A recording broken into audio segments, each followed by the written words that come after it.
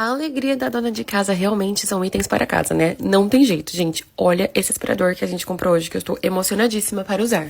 E claro que no meio disso tinha alguns papéis que é para o marido ler, né? Porque realmente, gente, eu só vou e uso. Eu nem leio instruções nem nada. Nunca, meu Deus.